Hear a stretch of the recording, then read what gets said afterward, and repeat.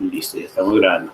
Entonces, bueno, por protocolo de la universidad y por el tema de protección de datos personales, debo preguntarles si alguien está en desacuerdo con que las clases sean grabadas.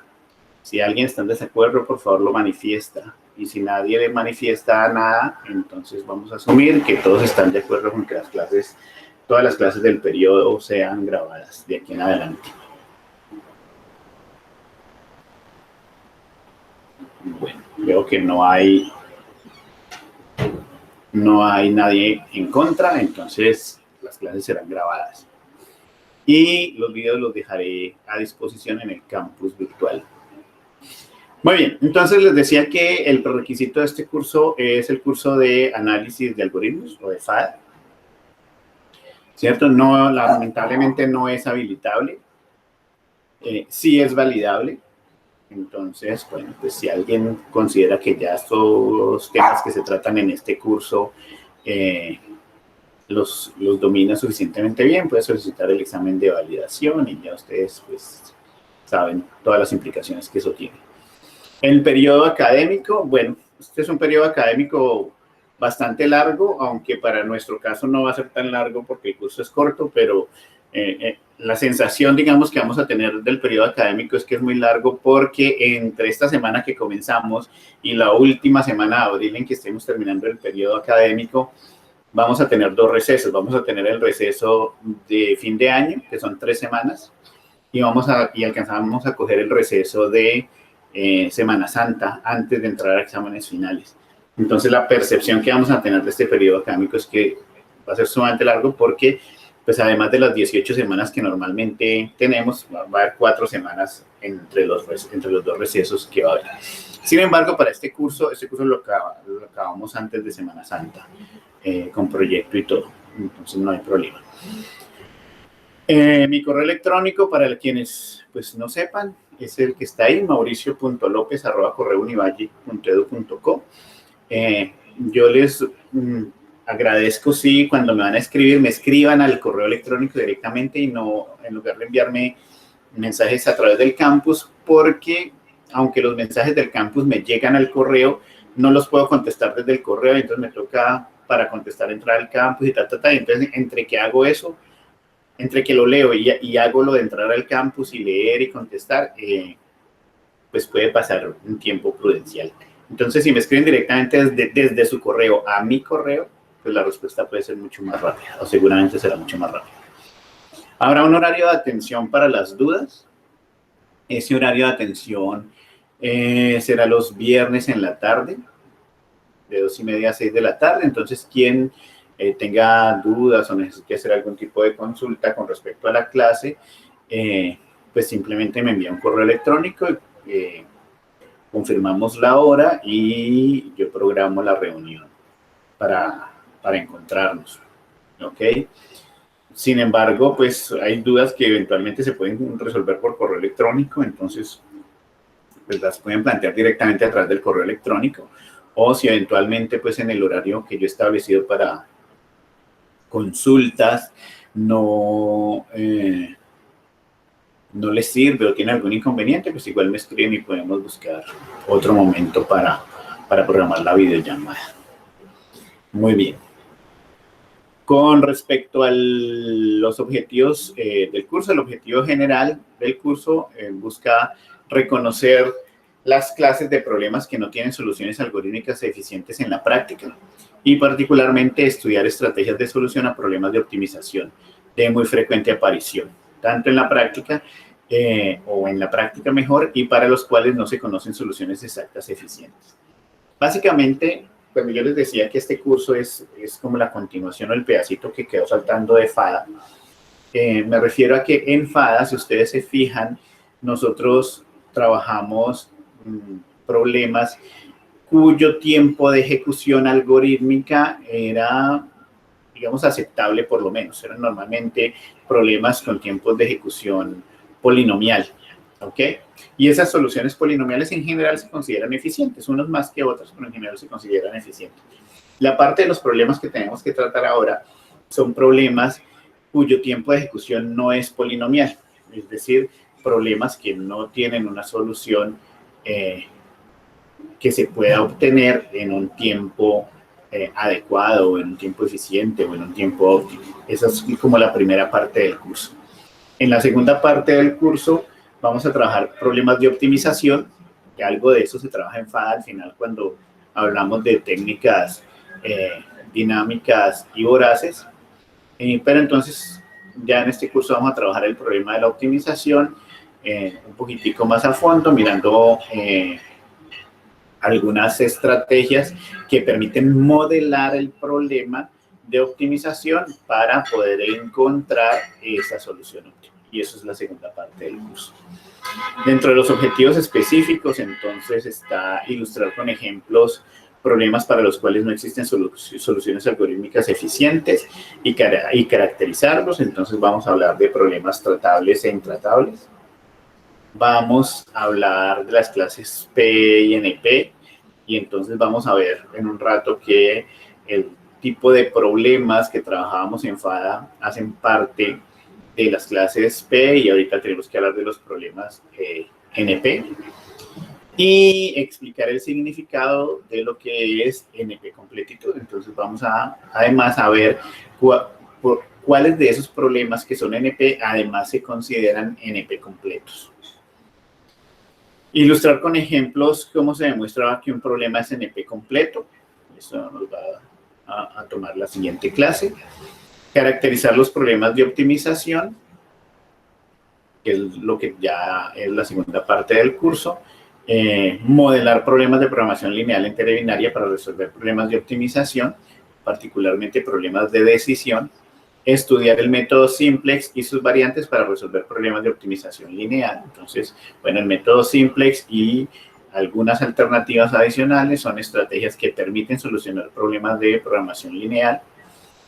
Estudiaremos la técnica Branch and Bound y su aplicación en la solución de problemas de programación binaria, entera y mixta. Todo esto tiene que ver con problemas de optimización. Modelar problemas típicos en el enfoque de inferencia lógica y estudiar la técnica Branch and Bound empleando esa inferencia lógica que vamos a ver. Eso es la segunda parte del curso. El curso, bueno, el curso no sabemos qué va a pasar hacia comienzos del año entrante con respecto a la dinámica de la universidad por temas de la pandemia. Sin embargo, pues dado que este curso es corto, yo casi que tengo la certeza que nosotros vamos a estar todo el semestre con la presencialidad asistida por la tecnología, es decir, vamos a hacer el curso de forma remota. Las clases, como les decía, son de 4 horas, el horario de 8 a 12, sin embargo, el curso solo tiene 32 horas semanales. Por aquí Geraldine me dice me pregunta que si podían cambiar. Pues todo es realmente incierto, ¿no? Hay algunos cursos incluso que ya empezaron con algo de alternancia, pero todo es incierto. Es decir, casi que la universidad está tomando las decisiones dependiendo de cómo se va comportando el tema de la pandemia y de las instrucciones de los gobiernos, tanto locales como del gobierno nacional. Entonces, no, todo es realmente incierto, no sabemos, pues.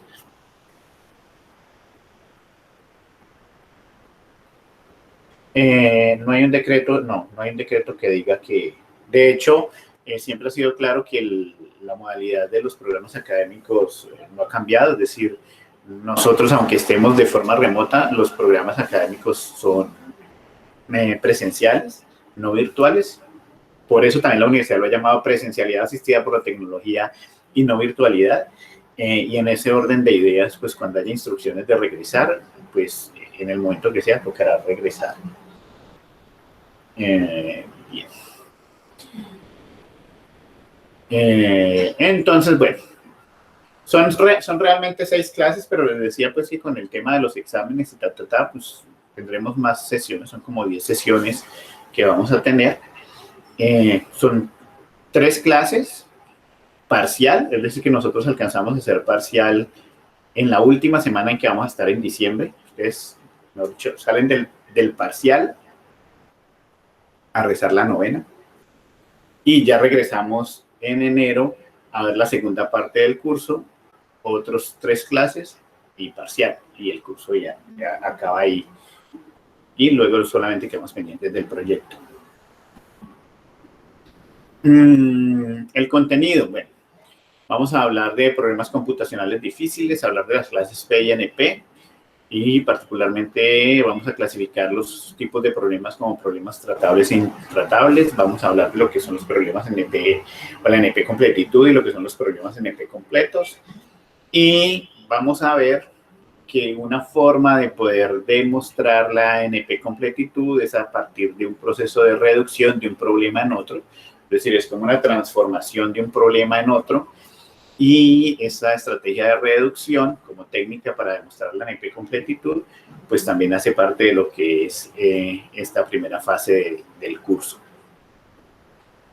Luego, y esto, entonces, esta primera unidad nos toma las 3 primeras clases y hasta ahí es donde va el primer parcial.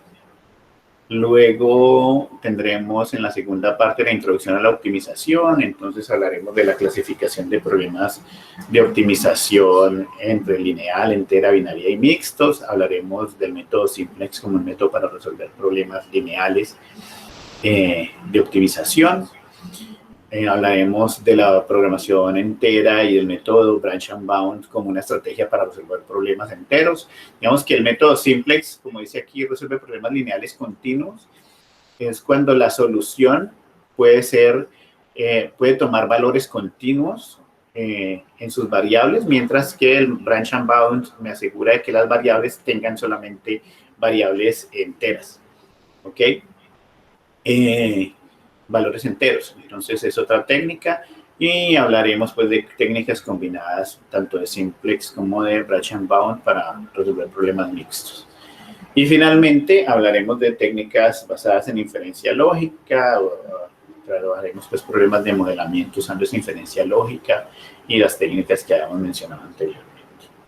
¿Vale? Eso es todo el curso. La parte trivial del asunto. Lo que menos nos debería importar, porque lo que más nos importa es aprender, ¿sí o no? La evaluación. La evaluación es bastante simple. 2 parciales de 30% y un proyecto final del 40%. Profe. Señor. Una pregunta. Dígame, ¿Cuándo nos...? Me asustó. ¿Por qué, profe? Porque hablo muy duro. Profe, una pregunta. ¿El proyecto final a partir de cuándo nos lo pone? El proyecto final se los pongo cuando estemos terminando las clases, porque tiene que ver más que todo con la segunda parte del curso y pues les queda el resto del semestre para desarrollarlo. Listo, profe. Vale. Entonces, el primer parcial será el 17 de diciembre. El 17 de diciembre es de hoy en 20 días. En 20 días. Ya están en primer parcial. Y con eso ustedes se van tranquilos a celebrar su Navidad. Luego tendremos un segundo parcial que será el 11 de febrero. Es decir, que el 11 de febrero ya ustedes prácticamente, ya no sería la última vez, bueno, casi que la última vez que nos encontramos en este horario para hacer el parcial.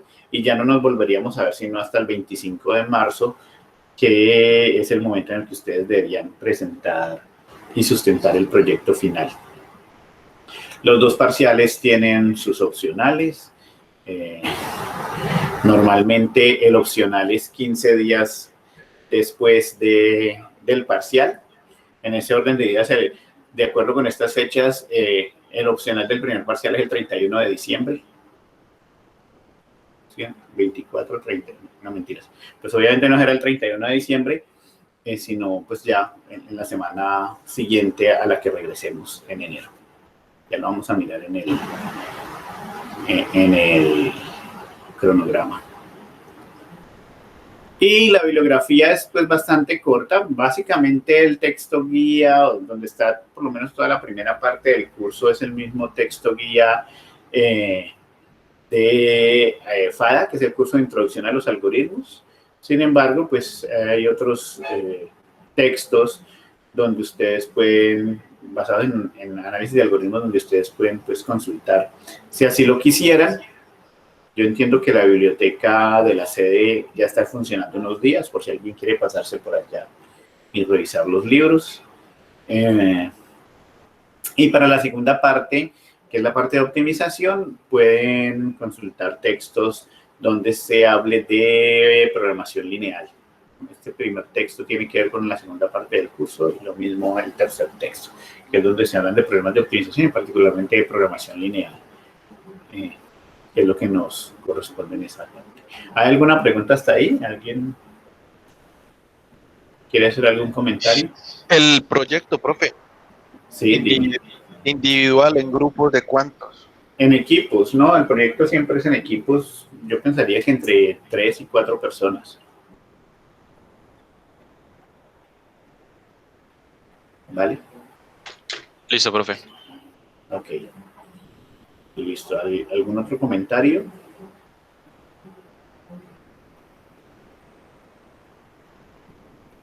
Bueno. Miremos aquí un poco más detallado el cronograma. En el campus virtual, de todas maneras, ya está disponible en la pestaña de información general, está disponible tanto el programa del curso como el cronograma para que ustedes sepan pues qué es lo que vamos a tratar en cada clase. Hoy estamos haciendo la presentación del curso, hablaremos de las clases PNP, de los problemas tratables e intratables. Ya dentro de 8 días hablaremos formalmente de los problemas NP completos y empezaremos a hablar de las técnicas de reducción y eso continuará hasta la tercera clase, donde terminaremos de usar la reducción como técnica para demostrar problemas NP. El 17 de diciembre, como les decía, tendremos el primer parcial y esa es la semana ya que salimos al receso de fin de año. Del receso de fin de año volvemos en la semana del 12 de enero. Entonces, bueno, pues no creí conveniente, aunque digamos, seguramente yo les daré resultados antes de ese momento, resultados del parcial, pues no creí como muy conveniente programar el opcional para esa semana que regresamos en enero. Entonces, en la primera semana de clases de enero, empezaremos el segundo tema, que es el tema de clasificación de los problemas de optimización, y luego a la semana siguiente sí haremos el opcional, ¿no? En la eventualidad de que nadie requiera presentar opcional, ¿cierto? Que todos tengan un éxito rotundo en el parcial que vamos a hacer el 17 de diciembre, pues entonces podríamos incluso adelantar las clases para terminar antes.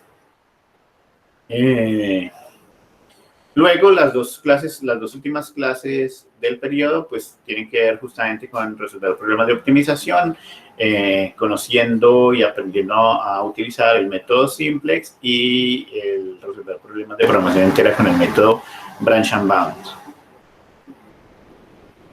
Y luego, el 11 de febrero tendremos el segundo parcial y ahí sí a la semana siguiente tendremos el segundo opcional, el 18 de febrero.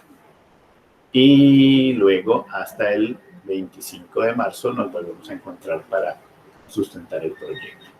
¿Estamos de acuerdo? Entonces, como les decía, este es un curso realmente corto, no tiene mucho tema, pero el tema que hay es bastante interesante para que estén entretenidos, para que sientan que sí están estudiando. Y ya, pues eso era como no sé si hayan más dudas acerca de los temas o de la presentación.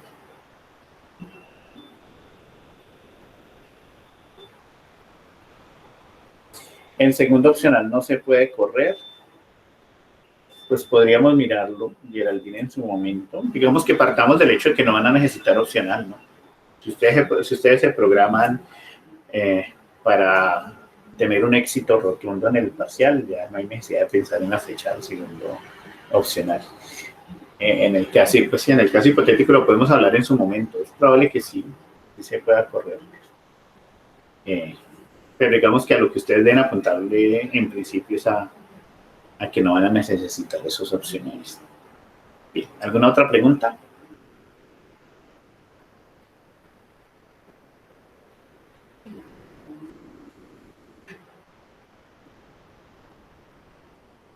Ok. Bueno, pues no siendo más, y dado que este curso es tan corto, pues empecemos la primera clase, ¿cierto?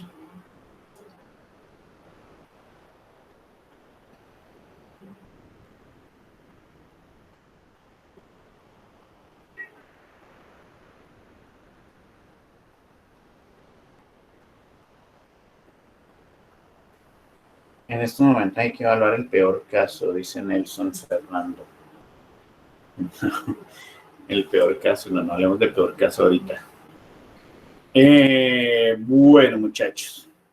Entonces vamos a hablar de lo que son las clases PINP, ¿no? Recordemos un poco lo que ustedes ya conocen por el curso de análisis de algoritmos. Algunos ya lo vieron hace un par de semestres atrás, pero tengo aquí unos estudiantes muy pilosos que están fresquitos, acabaditos de salir del curso de FADA ahorita en octubre, ¿no? Entonces esos son los que más presente deben tener estos temas. Por ahí es donde voy a empezar a preguntar, por los que lo deben tener más fresquecito.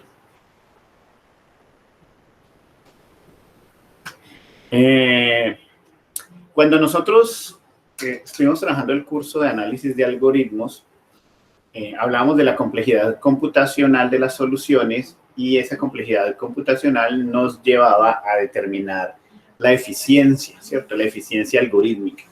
¿Recuerdan ustedes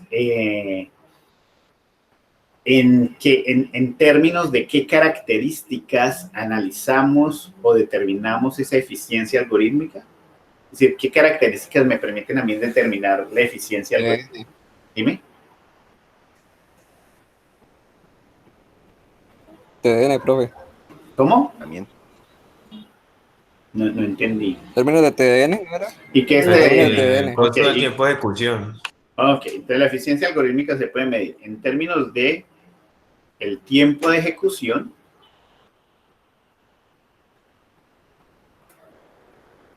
¿cierto? Y el tiempo de ejecución, ¿qué es lo que quiere decir? ¿Qué es eso del tiempo de ejecución? Que lo expresamos, como ustedes lo están diciendo, por medio de una función que llamamos la función TN. Okay.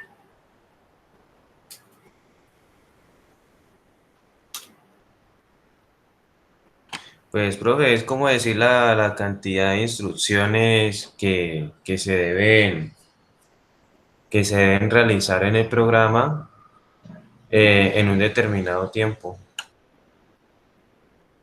Ok, tiene que ver con la cantidad de instrucciones a ejecutar, sí, pero digamos que en general el tiempo de ejecución pues hace referencia al tiempo que toma un algoritmo en encontrar la solución a un problema a partir de una entrada dada. Ese es el tiempo de ejecución, ¿cierto?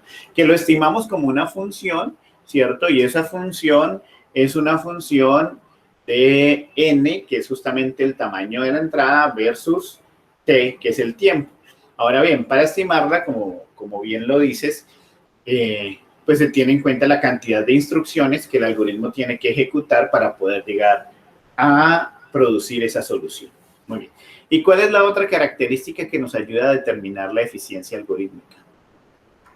El espacio de memoria que ocupa. Muy bien, el espacio en memoria.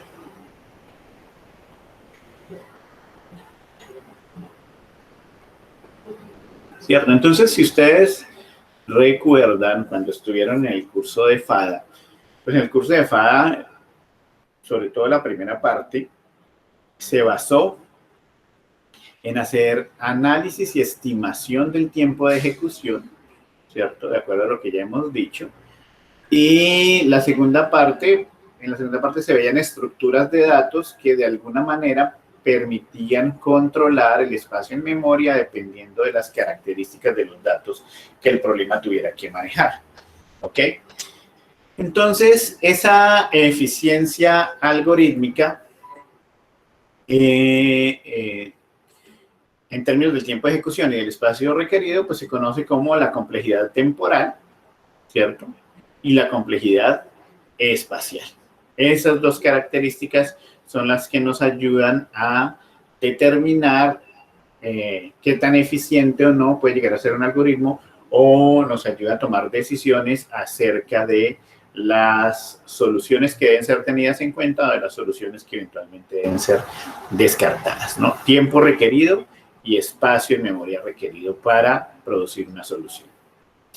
Ahora bien, en términos del análisis del tiempo de ejecución, hablábamos de la función de, justamente la función de tiempo de ejecución, y esa función de tiempo de ejecución la expresábamos nosotros con algo que llamamos la notación asintótica, ¿cierto? De hecho, aquí ya dice la notación asintótica estima la función de tiempo de ejecución para una entrada de tamaño n, ¿ok?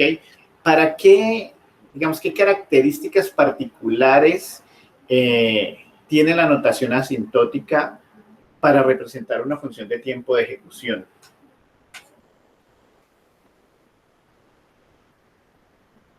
Pues ¿Quién lo indica una cota o superior o inferior. Ok, Pues, muy bien. La notación asintótica lo que provee una cota, ¿cierto? Que puede ser o superior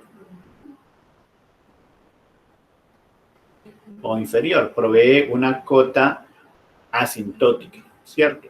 En términos prácticos, esa cota lo que me sirve es para indicar cuál es el comportamiento de la función de tiempo de ejecución sin necesidad de conocer en detalle todos los términos de la función. Entonces me explico, si nosotros teníamos una función de tiempo de ejecución expresada como TDN igual a O de n al cuadrado, ¿eso qué significaba? ¿O eso qué significa mejor? Que es una cota superior a la función que está adentro, o sea, en el cuadrado. Ok. Bueno, ahí al final como que resbalaste un poquito. Sería como al revés, ¿cierto? Es más bien como al revés, sí que es lo que significa es que n al cuadrado es una cota superior asintótica para la función de tiempo de ejecución, ¿cierto? Porque n cuadrado, es decir, lo que está dentro de la notación es lo que me está sirviendo para acotar. N al cuadrado es la que me está sirviendo para acotar una función de tiempo de ejecución. Y en términos prácticos, ¿qué significa que n al cuadrado sea una cota superior asintótica para la función TDN? Que el tiempo de ejecución que estemos estudiando no va a sobrepasar esa función. Exactamente. Lo que significa, muy bien, es que el tiempo de ejecución a lo sumo, es decir, como máximo, crecerá tanto o se comportará tan mal como se comporta la función n al cuadrado, pero no estará por encima de ella, ¿cierto? El hecho de que expresemos que n al cuadrado es una cota superior, quiere decir que es como la barrera superior o el límite superior para la función de tiempo de ejecución. En otras palabras, la función de tiempo de ejecución podrá crecer tanto como n al cuadrado, pero no estará por encima de ella. Muy bien. Cuando nosotros decimos algo como que TDN es omega minúscula de n, por ejemplo, ¿qué significa? Esa es la cota inferior. Es una cota inferior asintótica, muy bien. Entonces, lo que quiere decir es que n es una cota inferior asintótica para la función de tiempo de ejecución TDN, y eso en términos prácticos, entonces lo que me indica es ¿qué cosa?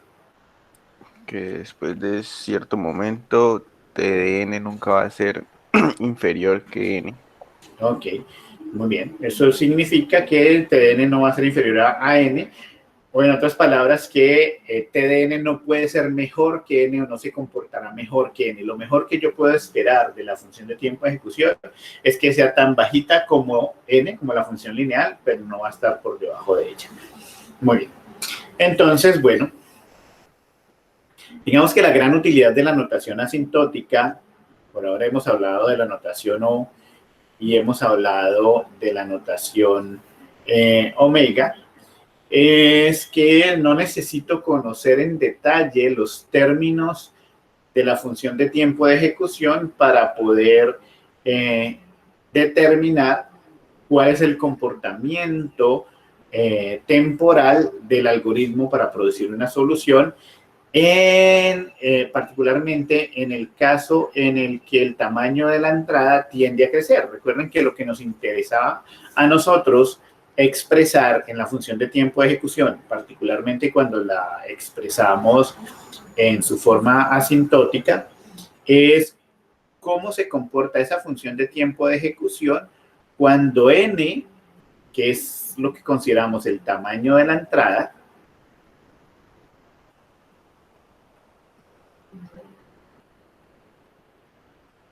cuando n, que es lo que consideramos el tamaño de la entrada, tiende a crecer, ¿cierto? Tiende a infinito, es lo que nos interesa. De hecho, si ustedes se fijan en estas gráficas, que seguramente ya las conocen por sus cursos de FADA, representa exactamente lo que estoy diciendo, ¿no? Hay un punto a partir del cual la función de tiempo de ejecución, ¿cierto?, es acotada por otra función, bien sea por arriba para el caso de la notación o por abajo para el caso de la función omega, ¿cierto? Y ese comportamiento se mantiene hacia infinito y eso es lo que nos interesa. Antes de ese punto, que lo llamamos n sub 0, pues puede ocurrir cualquier cosa y en realidad en valores pequeños de n no nos interesa lo que ocurra con la función de tiempo de ejecución porque independientemente de qué tan mala o qué tan buena sea, pues en valores pequeños de n el tiempo es siempre muy bajo, ¿no? ¿Dónde puede haber problemas? Puede haber problemas cuando ese tamaño de la entrada, es decir, cuando esa cantidad de datos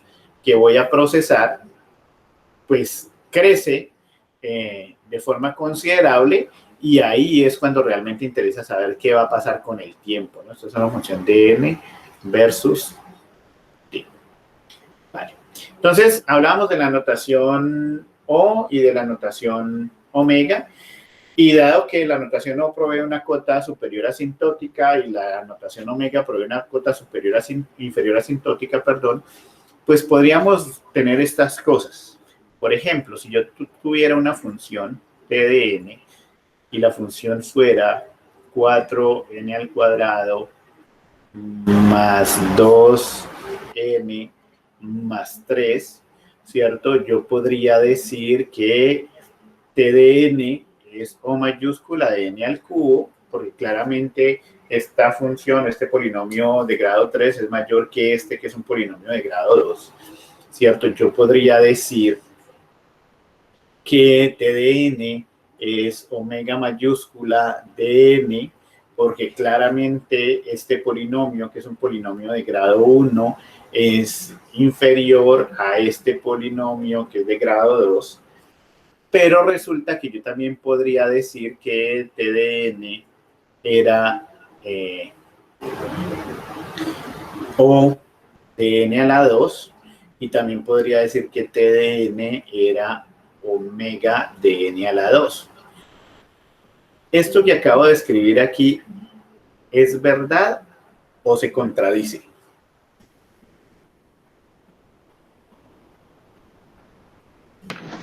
Es verdad. Pues, Es verdad, muy bien. ¿Y por qué puede ser posible que el mismo n a la 2 sea al tiempo una cota superior y una cota inferior asintótica?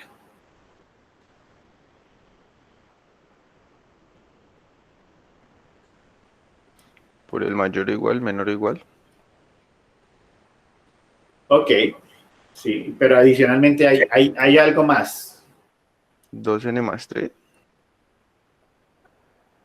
Bueno, independientemente incluso de la función que tengo ahí como ejemplo, ¿por qué sería posible decirlo?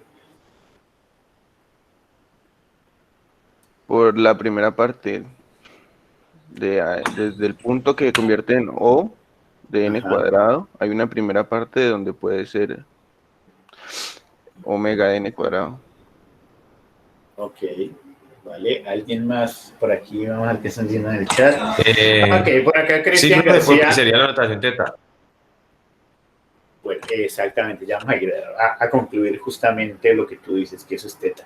Pero digamos que la razón, en principio, que da soporte a que eso sea verdad, la acaba de escribir Cristian aquí en el chat, dice, sí, porque existen dos constantes C1 y C2 que lo hacen posible, ¿cierto? Es decir, eso es verdad porque yo puedo encontrar una constante positiva que hagan que esa función se vaya por encima, ¿cierto? Sea una cuota superior, y pueden encontrar otra constante positiva que hacen que esa función se vaya por abajo.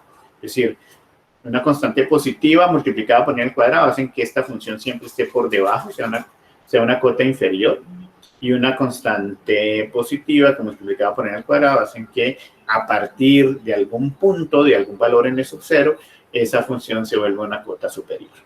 Y de acuerdo también a lo que ustedes acaban de decir y que también están escribiendo aquí en el chat, pues justamente esto es lo que produce la notación teta, ¿cierto? Finalmente, entonces, eso me lleva a decir que t de n es teta de n al cuadrado, ¿cierto? Para ese caso en particular, que es la tercera notación, la notación teta. Entonces, cuando yo digo que una función está acotada en términos de teta por otra función g de n, quiere decir que g de n multiplicada por una cierta constante C1 hacen o forman una cota inferior asintótica, y que g de n multiplicada por una cierta constante positiva C2 hacen que g de n se vuelva una cota superior asintótica. ¿Ok?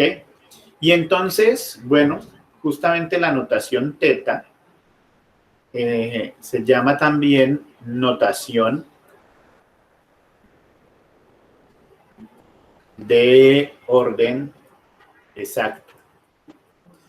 ¿Por qué? Porque es la que mejor acota la función de tiempo de ejecución, es decir, es la que es la más precisa.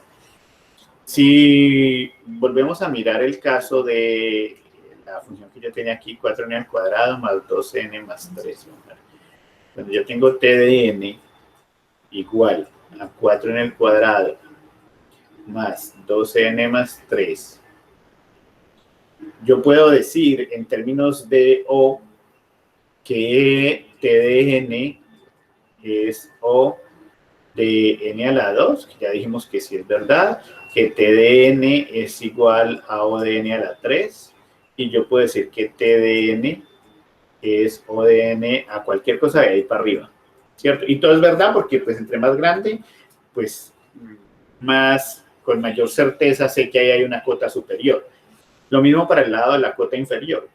Yo puedo decir, como teníamos allá, que t de n es omega minúscula de n al cuadrado.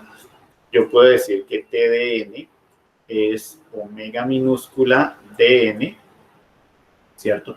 O incluso puedo decir que t de n es omega minúscula de c, de una constante. Y todo esto es verdad porque entre más bajita sea la función, pues con mayor razón es una cota inferior. Entonces, bien, yo sé que esto es verdad, yo sé que esto es verdad, yo sé que esto es verdad, ¿cierto? Pero de todo esto que es verdad, ¿cuál de estas tres opciones me da una información más precisa, me da una mejor información?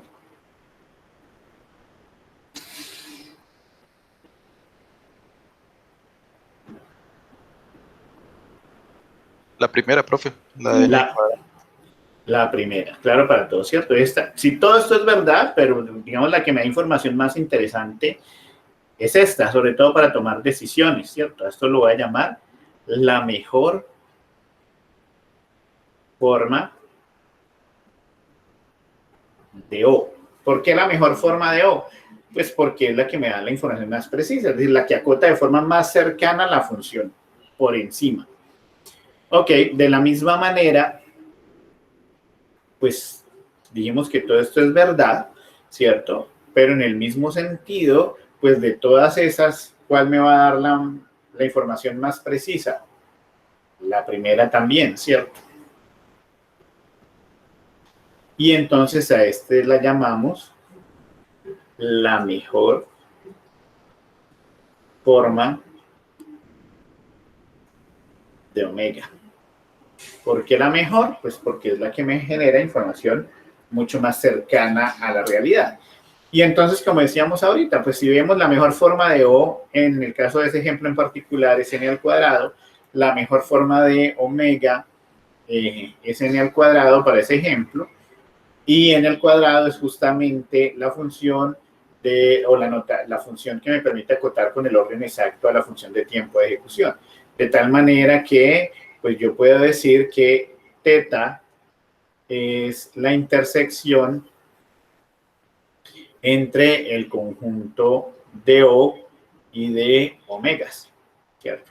Porque es digamos, la función, el conjunto de funciones que me permiten acotar de una forma mucho más precisa, mucho más cercana a la función de tiempo de ejecución.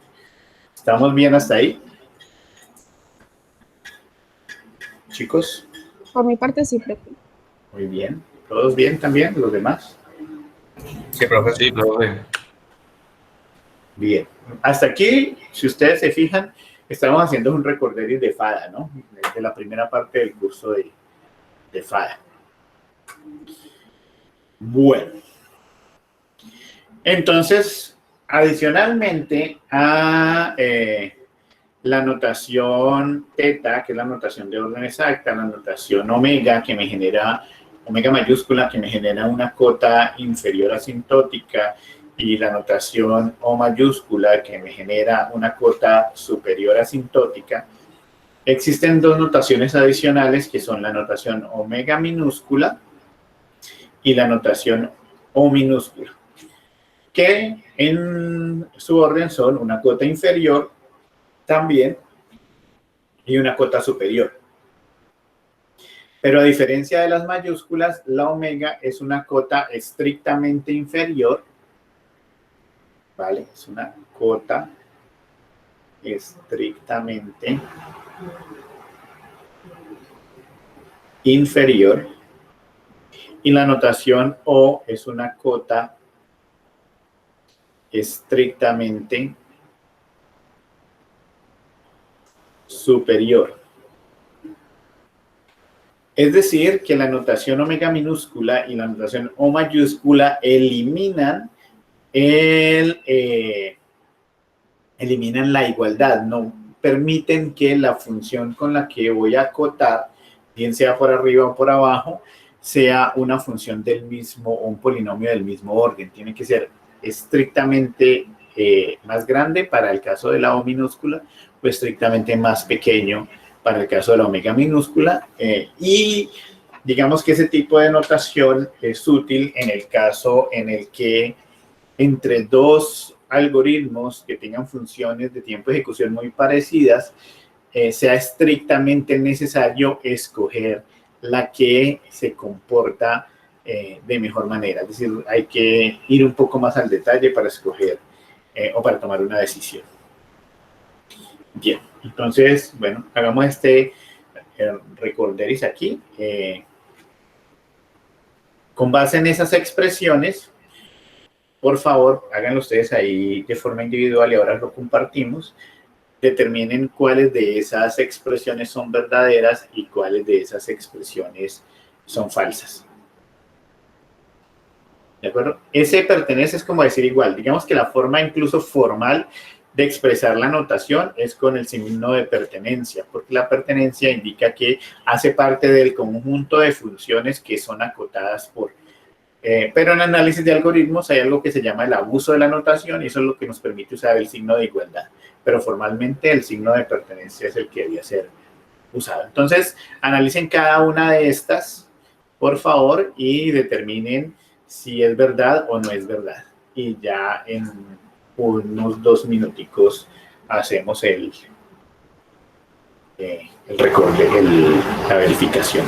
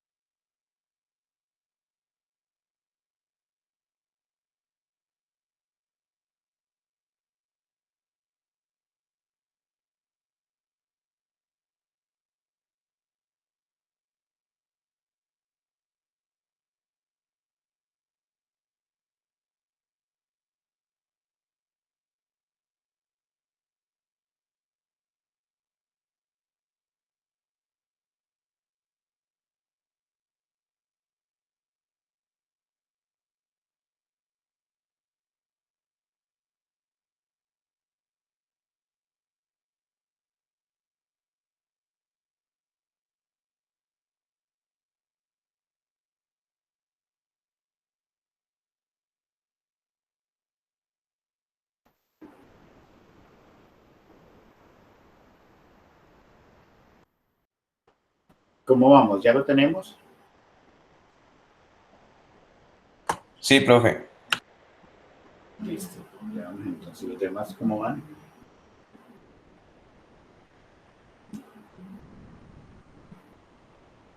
Sí, profe, yo también. Muy bien. Ya vamos a parar.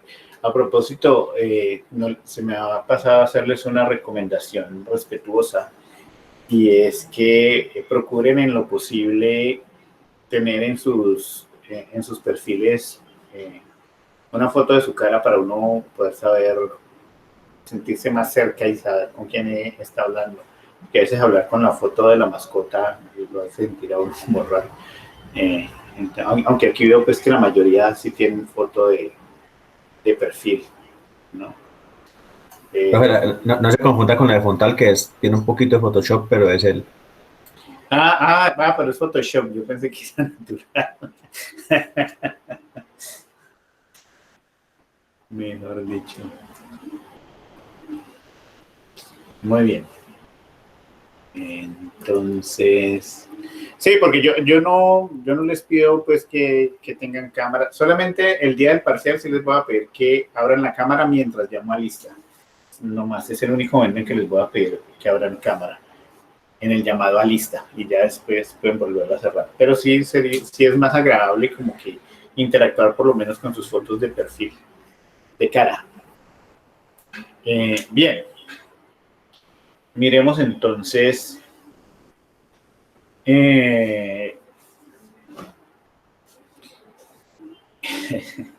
por acá que la foto del carnet, por ahí en otros cursos hay gente que pone en foto de perfil la foto de la primera comunión. Miremos a ver qué nos resultó aquí. Vámonos por filas. En la primera fila. Ya yo hablamos aquí, pues vamos a participar a la gente, pero en un segundo yo miro aquí la lista de participantes.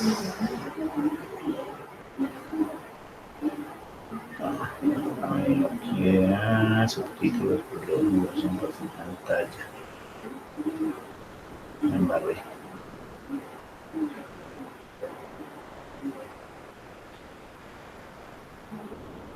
Ya en un momento más.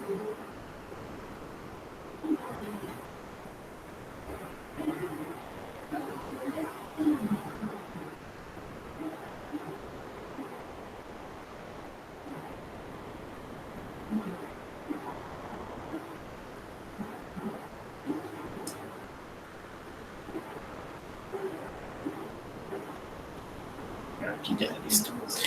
Miremos a ver en el orden que me salen aquí. Cristian Andrés.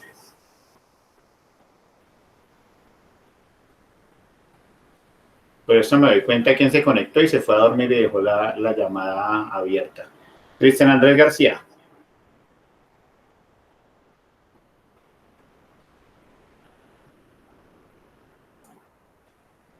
Ya, profe. No, que es que estaba pasando un vendedor. Ok. Dale. Bueno, para la primera puse verdadero. Ok, para todos es claro que es verdadera, ¿no? Muy bien. Cristian Alexander. Yo, profe. La siguiente. Para la siguiente yo coloqué que también era verdadera. N al cuadrado está acotada superiormente por el cubo, verdadera, muy bien. Cristian Camilo. Sí, profe. La siguiente, la tercera de la primera fila. Esa es falsa. Es falsa, muy bien. N al cuadrado no puede ser una cota superior al cubo. Ok. Daniel Mejía. Si alguien me contesta por el chat, en este momento no estoy viendo el chat, entonces alguien que me sirva de interlocutor. Profe, esa la puse como verdadera. Verdadera, ¿no? N al cuadrado es del mismo orden que 3n al cuadrado y por lo tanto es una cota inferior asintótica. Bien. Diana. Profe, voy, es que yo las hice al contrario. ¿Cuál? N cuadrado, pero, bueno, pues yo le digo, es falsa. Ok, es falsa, muy bien. N al cubo es una cota superior, es de un orden mayor o de grado mayor que n al cuadrado, por lo tanto no es cota inferior. Muy bien. Edward, Andrei. Profe, esa es falsa. Estamos hablando de la tercera de la segunda fila, ¿cierto? ¿Por qué la consideraste falsa? ¿De cuál, profe? La tercera. La tercera de la segunda fila. Ah, no, perdón, profe, estaba equivocado. Ya le digo. Sí, profe, esa es falsa, ¿no? No. Es verdadera. N al cuadrado es un polinomio de grado menor que n al cubo, por lo tanto, n al cuadrado es una cota inferior, porque está por debajo que n al cubo. ¿De acuerdo, Edward? Ah, ok, entiendo, profe. Gracias. Sí, no se confundan. Recuerden que lo que está en la notación es la cota. Entonces, aquí lo que yo estoy diciendo es que n al cuadrado es una cota inferior, está por debajo que n al cubo, por lo tanto es verdadera. Vale. La que sigue, Geraldine.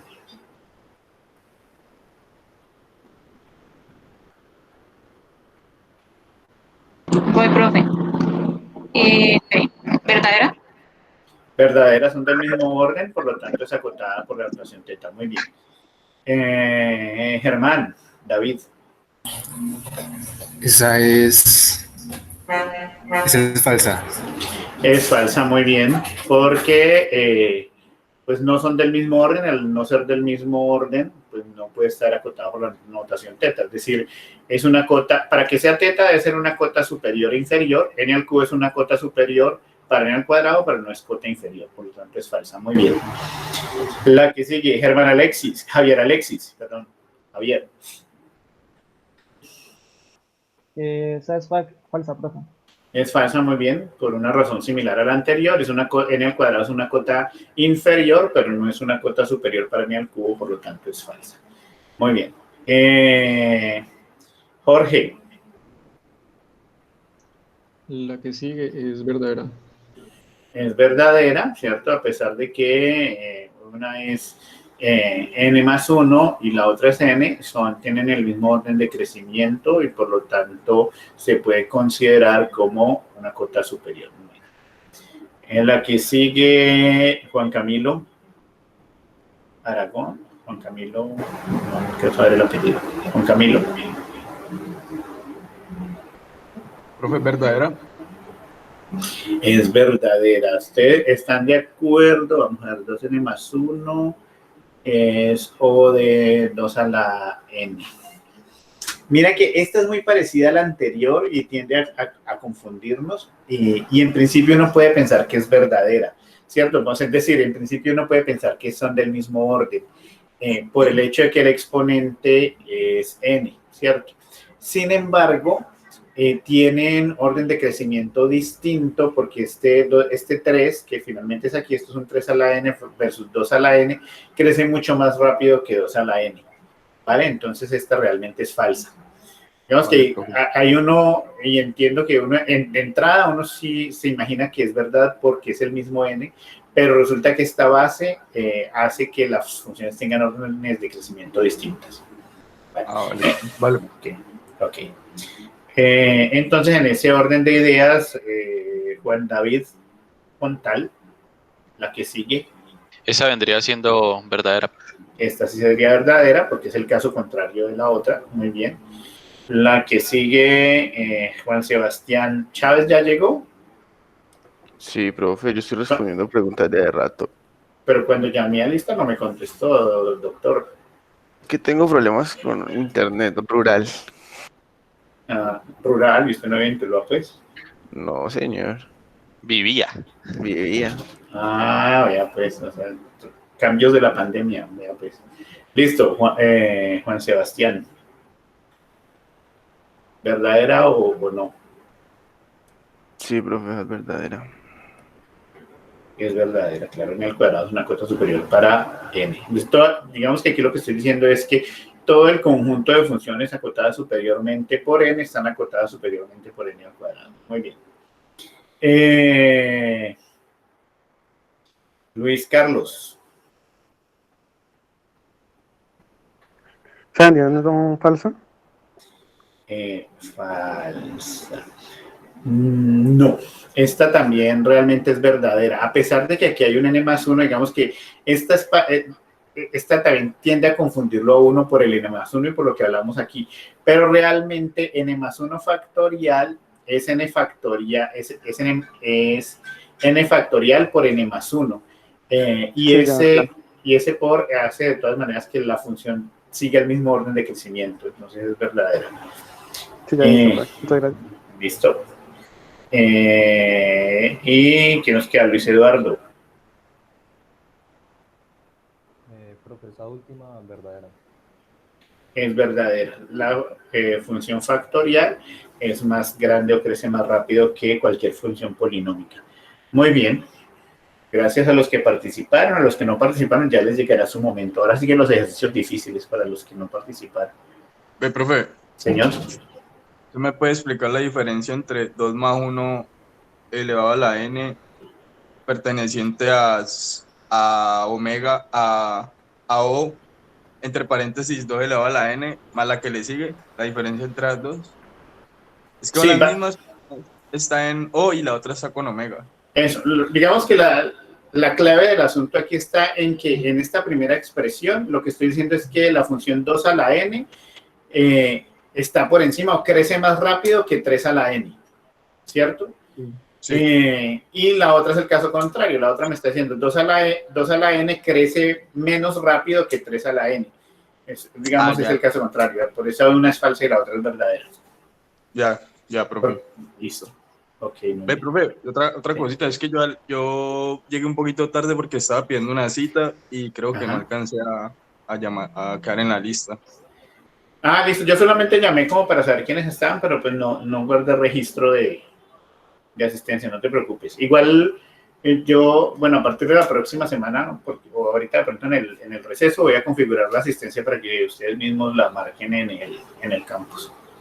¿Vale? Listo, profe. Muchas gracias. Ok, listo. Muy bien. Profe, una pregunta. Señor. ¿A qué hora es el receso? A mitad de clase. Bueno, lo que pasa es que para hacer receso el primer requisito es estar cansado, ¿no? Para descansar el requisito hay que estar cansado. ¿Ustedes ya están cansados? Imposible. Pues cansado no, profe, sino con hambre. Profe, no ha abierto la panadería todavía, cuando desperté. No, papá, ahí sí miente descaradamente porque las panaderías las abren como desde las 5 de la mañana. No hay quien madrugue más que un panadero, mejor dicho. No en el campo, profe.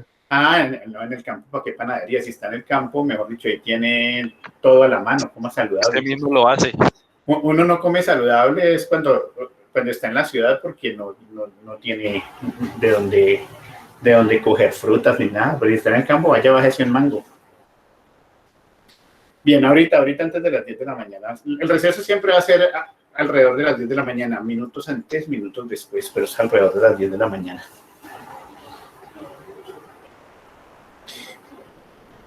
Mejor dicho, el descanso, vea, por aquí dice Geraldine que el descanso es cuando el profesor se canse. Realmente no, yo ahorita mientras ustedes hacían los ejercicios, yo cerré cámara, cerré micrófono y aproveché y fui y traje agüita y tal, ahí ya recargué baterías, entonces no hay problema. Profe, Sí, ¿quién me va a decir algo? En esa que le explicó Juan Camilo, la que está antecitos, que es verdadera, sí es así, porque pues, no sé, me parece que está rara. Sí, es porque sí, digamos, la mejor forma de salir de la duda es que tú grafiques las funciones. Si es que las funciones tienen un comportamiento similar, entonces se consideran del mismo orden. Y al ser del mismo orden puede ser, digamos, cuando decimos que son del mismo orden, es porque están acotadas por teta, y al estar acotadas por teta, pues es porque son cuota superior e inferior al mismo tiempo. Pero al graficarlas, digamos, vas a ver que las dos funciones tienen un comportamiento similar. No hay una diferencia significativa entre que una se dispare y la otra. Es decir, no hay una diferencia en que se vayan alejando a medida que el valor de la n crezca. Por lo menos no se van alejando significativamente. Sino que van a estar siempre muy cercanas. Ahí te das cuenta. Listo.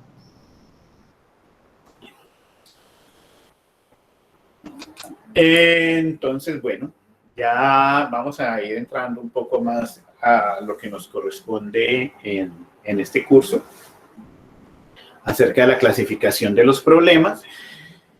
Ya sabemos que no, seguramente pues lo sabemos, no todos los problemas tienen solución, por lo menos no con los recursos computacionales existentes.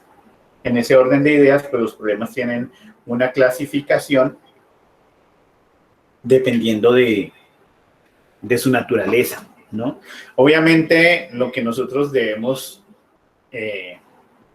abarcar, pues son los problemas justamente que tienen solución computacional, ¿cierto? Es decir, que pueden ser solucionables computacionalmente.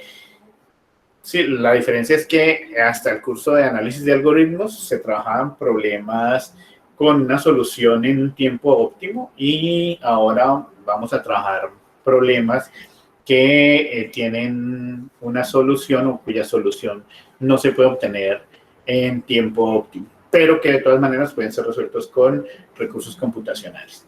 ¿Ok? Entonces, en ese orden de ideas, los problemas se pueden clasificar como problemas de solución, como problemas de decisión y como problemas de optimización. Bien.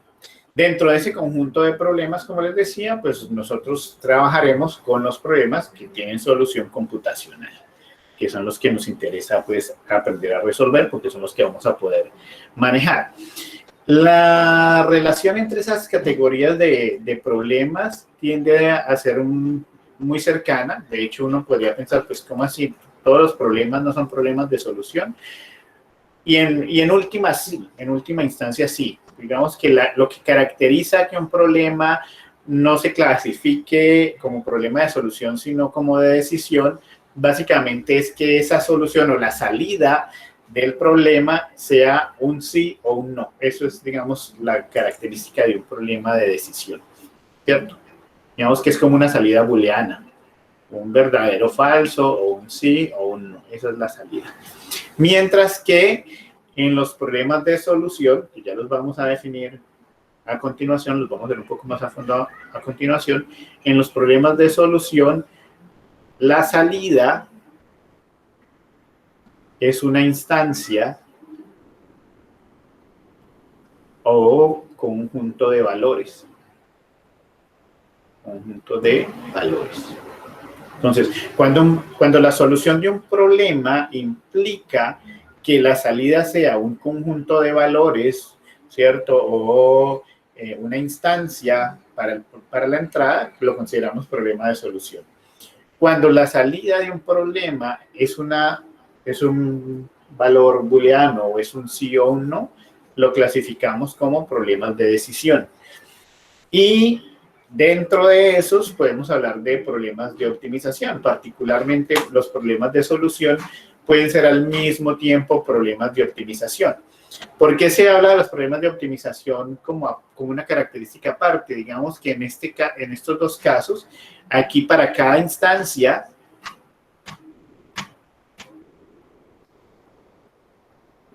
por lo general hay una salida única, ¿cierto? Mientras que en los problemas de optimización hay varias posibles salidas o diferentes salidas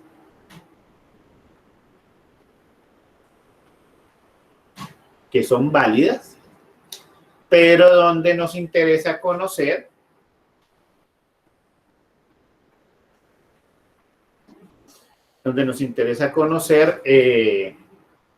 pues cuál es la solución óptima, ¿cierto?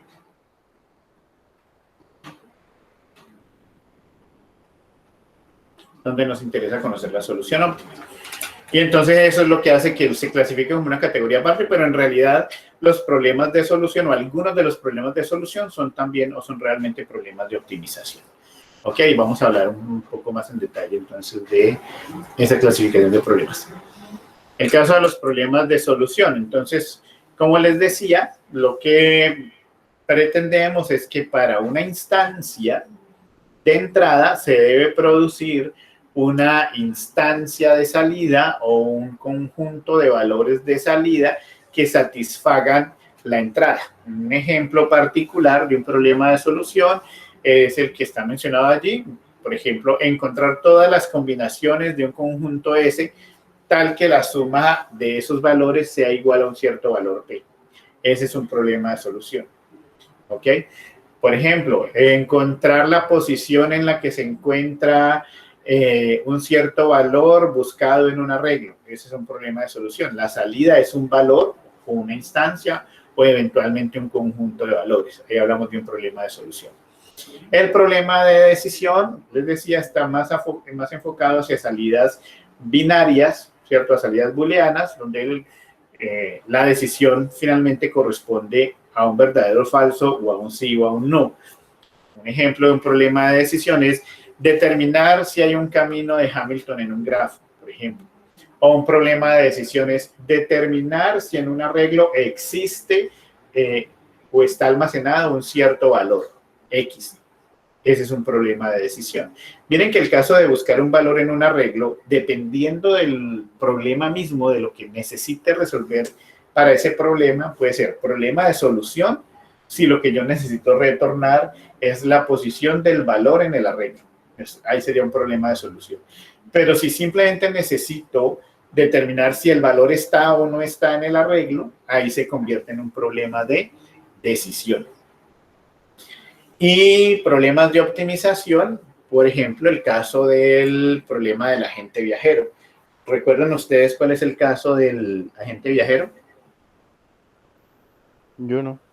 ¿Alguien lo recuerda? El grafo que era con una, olvidaba, con una carretilla, con una, olvidé el nombre de esto. Sí, dependiendo de lo que se dé de las pistas, dependiendo de las pistas que se dé, pues es el camino más óptimo para llegar de un punto A a un punto B en un recorrido de un grafo. Ok, exactamente. El problema del agente viajero que se representa con grafos es un problema de grafos, pues lo que busca es encontrar el camino más corto o el camino de longitud mínima entre dos puntos o entre dos vértices en el grafo, ¿cierto? Entre un par de vértices en el grafo. Entonces miren que si yo tengo un grafo y tengo un vértice inicial y un vértice final, pues para ir desde el vértice final hasta el vértice, desde el vértice inicial, perdón, hasta el vértice final, pueden haber varias alternativas, pueden haber varios caminos, ¿cierto?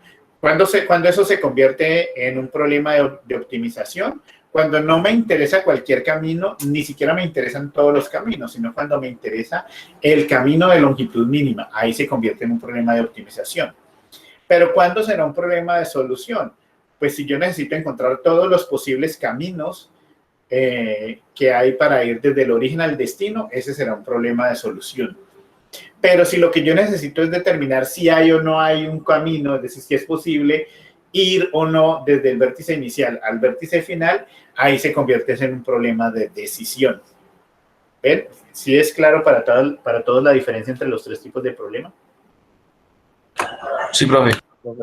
Muy bien. Entonces, Sí, dependiendo de lo que necesitemos resolver, casi que un mismo problema, según su enfoque, puede ser clasificado como solución, como de decisión o como de optimización.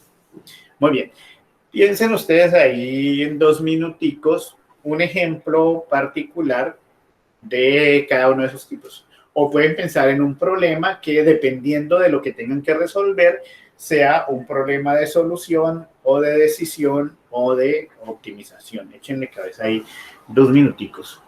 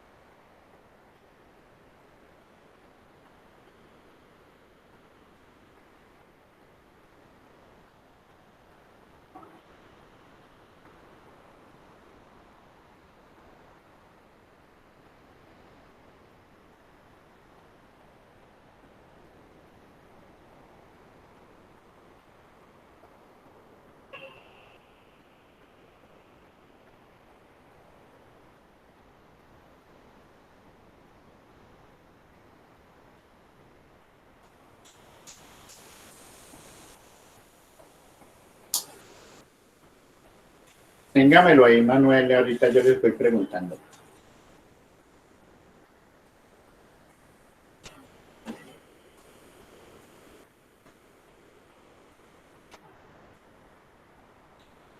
Encontré los mensajes.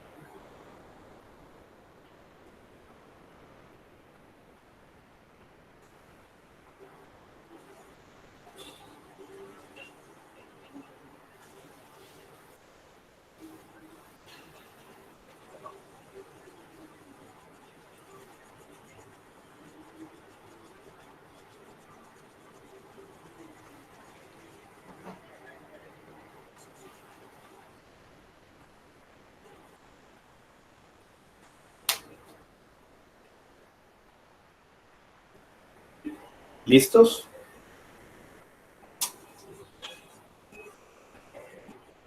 A ver, Manuel, usted que está que se habla, cuente su ejemplo. Manuel Alejandro. Pues, profe, yo diría que es más como un problema de decisión. Pues digamos, pues en la primera sí es combinaciones, pero yo lo que quiero saber es la cantidad de asignaturas que me permitan tener una carga académica menor para poder entender, para tener más tiempo para poder ver la materia. Así, es como un problema más de decisión. Pero bueno, ahí habría que analizar cuáles son las entradas y con base en qué usted va a medir pues lo que pretende, ¿no? Saber. Entonces, cuando vos decís que me permitan tener más tiempo, ¿eso es en cuanto a qué? En cuanto a la intensidad horaria. Es decir, hay que eliminar el carácter de subjetividad ahí. Sí, es que de hecho ese es podría encajar más con un problema de optimización, porque finalmente un problema de optimización conlleva los dos primeros, ¿no? Es una mezcla porque hay una solución que es pues, a lo que se quiere llegar y siempre está la decisión en medio dependiendo de las variables y de las pistas o de las entradas que tenga el problema, pues se toma una decisión en medio de la solución. Pero pues el problema, eso que plantea ahí sería más un problema de optimización, porque son combinaciones y aparte pues hay una finalidad que es optimizar el tiempo, optimizar o terminar la carrera más rápido, bueno, la solución final que se dé, ¿cierto? A lo que se quiere llegar, pero hay decisión en medio, porque pues dependiendo de esa, se me olvidó la palabra, hombre, de heurística que se le dé al problema, va a tomar una decisión para llegar a esa solución. Sí, digamos que cuando uno resuelve problemas de optimización hay que tomar decisiones. De hecho, si ustedes recuerdan, cuando trabajaron problemas tanto de estrategias dinámicas como voraces, pues ahí hay decisiones que se toman en cada paso, ¿no? Para saber qué elemento se toma o no se toma como parte de la solución. Entonces, sí hay decisiones en el proceso de encontrar una solución óptima, ¿vale? Pero al final, como dice Iván, se convierte en un problema de optimización. Es decir, lo que entiendo yo que pretende Manuel es encontrar el conjunto de asignaturas que le representen una menor, digamos, carga en términos, puede ser de tiempo, tiene que ser algo medible, para tomar otra asignatura. Y es finalmente, digamos, dentro de todo el conjunto de posibilidades, pues encontrar la mejor, y eso es un problema de optimización. Bien. Gracias a los dos. ¿Quién más quiere participar? Profe, yo puse que, bueno, pues un problema de solución sería pues encontrar el camino de Hamilton en un grafo, pues teniendo en cuenta de que sí lo tiene, ¿no? Para el problema de decisión puse determinar si pues un número es palíndromo, y en problemas de optimización pues no puse un ejemplo como tal, pero pues lo puse pues general, ¿no? Los problemas de costo-beneficio para maximizar pues el beneficio y minimizar el costo. Bien, Cristian dice algo que es muy importante y digamos que es la esencia de lo que será la segunda parte del curso. Y es que los problemas de optimización se reducen a problemas de maximizar o minimizar una cierta variable, el valor que yo pretendo obtener en una cierta variable que será una variable de decisión. Y miren que ahí empatamos también un poco con lo que mencionaba Iván hace un rato, ¿no? El problema de optimización involucra también una decisión. Cuando estemos trabajando ese tipo de problemas, tendremos que trabajar sobre una variable de decisión que va a ser maximizada o minimizada, dependiendo del caso. Y eso es lo que se resuelve como optimización. Muy bien. Gracias, Cristian. ¿Alguien más? Yo, profe. Dale, Juan Sebastián. Problema de solución, pues son muchos, ¿no? Por ejemplo, un recorrido en amplitud de un árbol, profundidad o cualquiera de esos. Problemas de decisión, pues puede ser por ejemplo, determinar si un grafo es fuertemente conexo, todas esas cosas, ¿no? Y de optimización, el de las monedas. El del cambio de monedas. Ok. Sí. Muy bien. ¿Sí? ¿Todos recuerdan el problema del cambio de monedas? Claro, profe. Los que acaban de salir de FADA hace un mes tienen que acordar, mejor dicho, donde digan que no lo tienen claro, lo mando a modificar la nota, que en estos días hay modificación de notas. No falta Humberto, profe. Mínimo Humberto no lo tiene claro, pero pues. Muy bien. Ok, vale. ¿Alguien más quiere participar? Sí, profe. Dale. No estoy muy seguro, pero bueno, yo creo que es el problema de solución, encontrar un conjunto M de soluciones a un problema de ordenamiento de un arreglo de tamaño N. Cuando tú dices un conjunto de soluciones, ¿a qué te refieres exactamente? Digamos que yo quiero encontrar, digamos, un conjunto de 3 elementos que okay. te dan, digamos, la secuencia que dan la solución. Listo. Problema de decisión, coloqué determinar si un arreglo de números está ordenado. Ok. Problema de optimización, ordenamiento de un arreglo con menor cantidad de pasos. Vale. Con la menor cantidad. Ok, vale, perfecto. ¿Cuál es la menor cantidad de pasos para ordenar un arreglo? Listo. Un problema de optimización.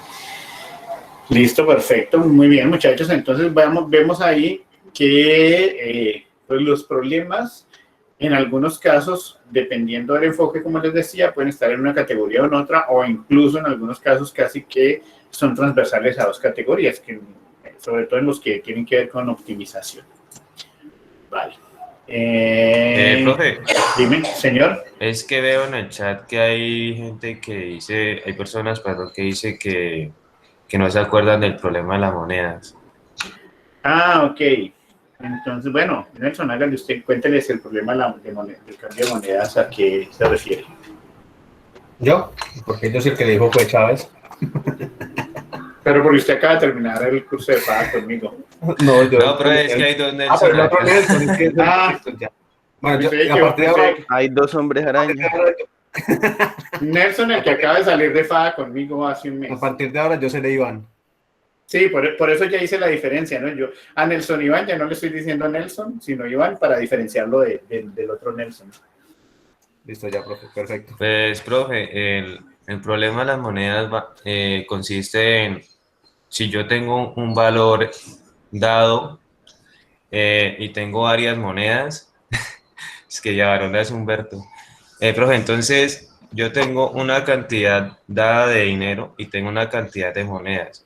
El problema de las monedas consiste es en dar con esa cantidad de dinero con la menor cantidad de monedas posible.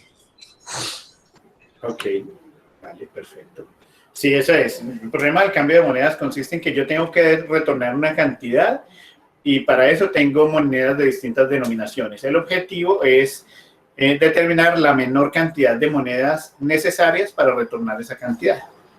Ahora sí es claro para los que no lo recordaban. Sí, es un problema de optimización. Muy bien. Listo, chicos. Bueno. Vamos a ver si vale la pena hacer algo antes del receso o... No, vamos a hacer el receso en este momento. ¿De acuerdo? Entonces, si les parece bien, salimos a un receso de 15 minutos y regresamos. Uy, profe, 15. ¿Mucho? Tenga en cuenta Listo, que profe. Chávez tiene que bajar hasta el pueblo. Pues.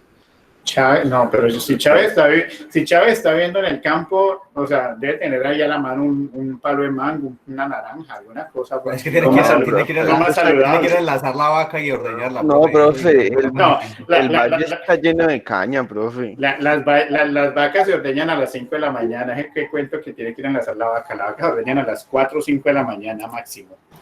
Esa es una vaca que apenas se despierta. Una vaca Pues que no, se demora en pasar. Las vacas de Chávez se levantan a las 9. Con él, porque él llegó a la clase como a las 9 de la mañana. Profe, pero no es mi culpa, es el internet. Ay, sí, el viejo truco. Esa ya me la dijeron muchas veces el semestre pasado, ya no me la creo. No, Bueno, profe, en serio, aquí no hay cobertura de empresas como Movistar ni Claro. ¿Y en qué parte es que estás vos, pues, Sebastián? Los Caimos. ¿Y eso es como por dónde? No. ¿Los Caimos no es un barrio de Tuluá? No, oiga, eso es más abajo de Tres Esquinas, casi con Andalucía. Pero no, el problema es que es como una vía, entonces no hay cobertura de ninguna empresa responsable. Entonces son revendedores de internet y ese internet ya llega cansado. No, como usted lo ha dicho. Llega conmigo. Ok, bueno. No, pero yo pensé que era que usted estaba por allá en un sitio recóndito, pero eso entre Tuluá y Andalucía, más valle para dónde. Por eso no hay no caña con el palo de mango. Yo pensé que cuando usted decía que estaba por allá lejos lo hacía 2 cuadras más arriba de Barragán, pero ahí nomás, entre Tuluá y Andalucía, su ciudad. Bueno. Listo, ya nos hemos consumido 3 minutos del receso, nos vemos ahorita.